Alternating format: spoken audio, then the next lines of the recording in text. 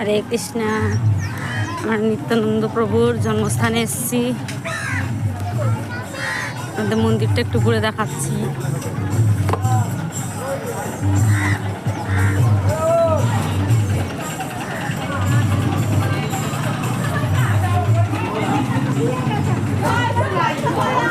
তোদের জুতো খুলতে হবে না, বাইরে দাঁড়া বাবু।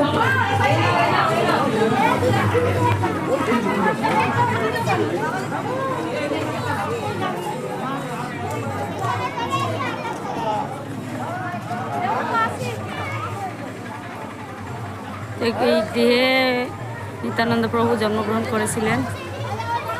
এটা মন্দিরের প্রবেশ।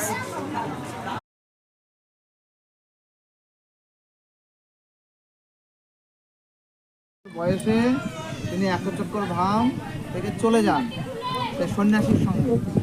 তারপরে নিত্যানন্দ প্রভু সমস্ত তীর্থ ভ্রমণ করে আসার পরে তিনি নবদ্বীপে এলেন। নবদ্বীপ থেকে যখন চৈতন্য মহাপ্রভু সন্ন্যাস গ্রহণ করে পুরীধামে গেলেন, তখন নিত্যানন্দ প্রভুকে বিবাহ করতে বলেছিলেন, তাই না?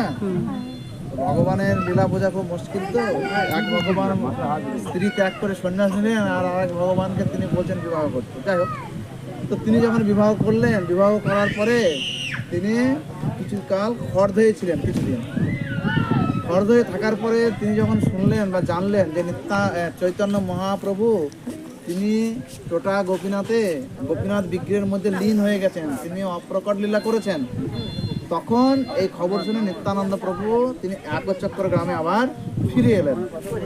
আর একচক্কর গ্রামে যখন তিনি ফিরে এলেন, তার মায়ের খুব ইচ্ছা হলো যে সমস্ত তীর্থ দর্শন করতে যাওয়ার। তখন তার মায়ের অনেক বয়স হয়ে গেছিল, এরকম গাড়ির কোনো যোগাযোগ ছিল না।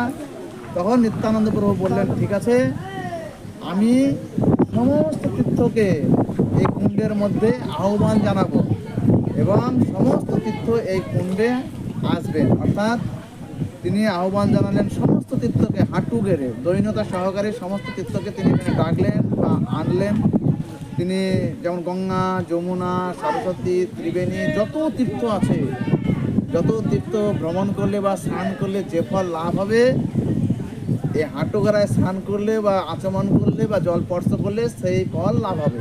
তখন তিনি তার মাকে এই কুণ্ডে স্নান করালেন। তারপরে স্নান করানোর পর তাকে মাকে বললেন যে তুমি এখন সমস্ত তীর্থের ফল লাভ করেছো। তারপর থেকে এই কুণ্ডের নাম হয় সর্বতীর্থ হাঁটুগাড়া। বোঝা যাচ্ছে? তো আপনারা আজকে সবাই সমস্ত তীর্থের ফল লাভ করতে পারবেন।